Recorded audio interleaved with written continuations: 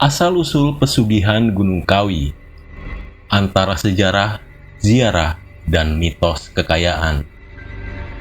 Gunung Kawi, nama ini sudah lama dikenal masyarakat Indonesia sebagai salah satu tempat paling misterius di Jawa.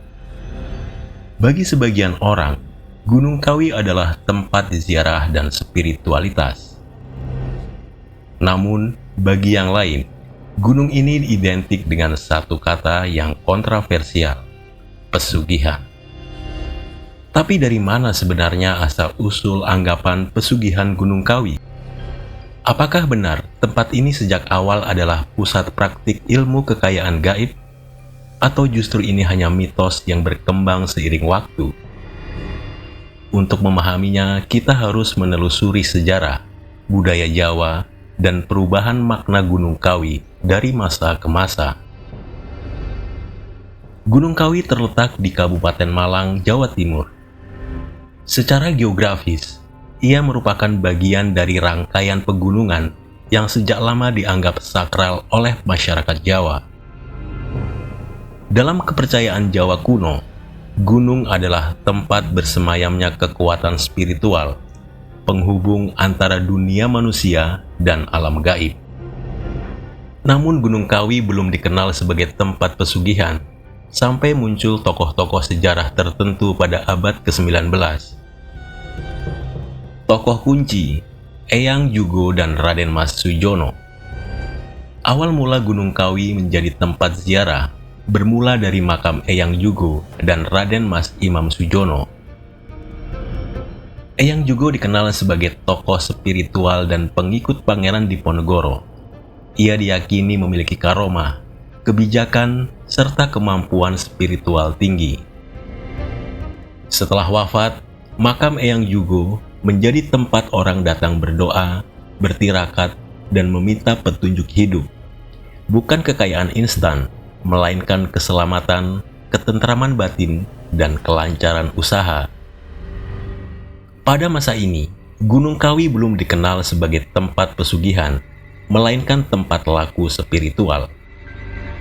Seiring waktu, muncul cerita bahwa sebagian peziarah yang rutin berdoa di Gunung Kawi mengalami perubahan nasib ekonomi.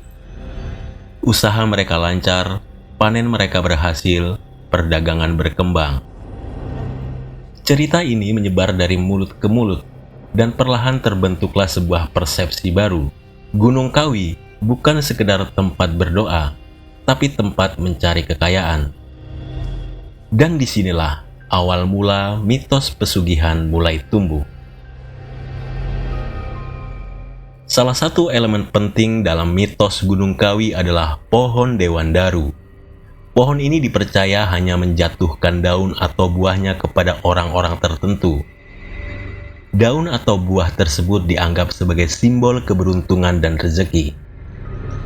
Namun menurut juru kunci dan pengelola, Dewandaru bukanlah benda gaib, melainkan simbol spiritual tentang keberkahan bagi orang yang tekun dan sabar. Sayangnya dalam imajinasi publik, simbol ini berkembang menjadi bukti pesugihan.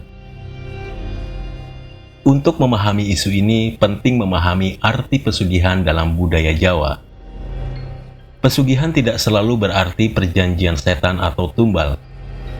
Dalam konteks lama, pesugihan bisa berarti tirakat panjang, puasa dan semedi, disiplin spiritual, dan pengendalian hawa nafsu. Namun ketika konsep ini bercampur dengan cerita mistis, maka muncullah versi ekstrim, tumbal, perjanjian gaib, dan kekayaan instan. Inilah versi yang paling sering diletakkan pada Gunung Kawi, meskipun tidak pernah dibuktikan secara resmi. Salah satu cerita paling terkenal adalah tumbal wedus gendit, kambing dengan garis melingkar di perutnya. Konon hewan ini digunakan sebagai syarat ritual tertentu. Namun menurut warga lokal dan pengelola, cerita ini tidak memiliki dasar sejarah.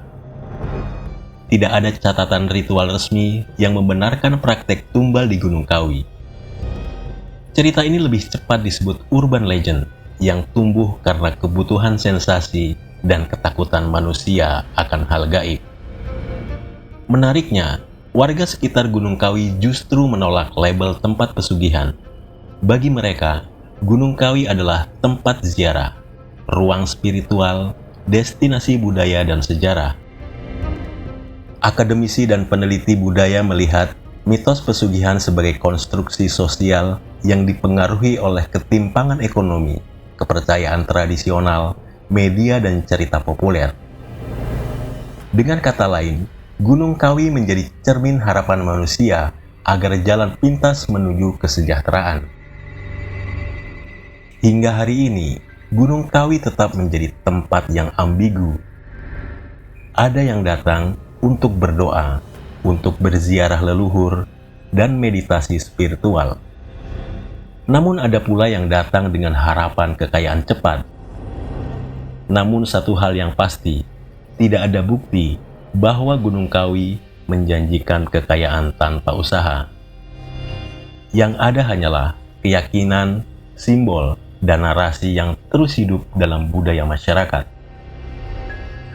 Mitos pesugihan Gunung Kawi tidak lahir dari semalam. Ia terbentuk dari sejarah, spiritualitas, cerita lisan, dan harapan manusia akan perubahan nasib. Apakah itu nyata atau mitos? Semuanya kembali pada cara kita memaknai kepercayaan.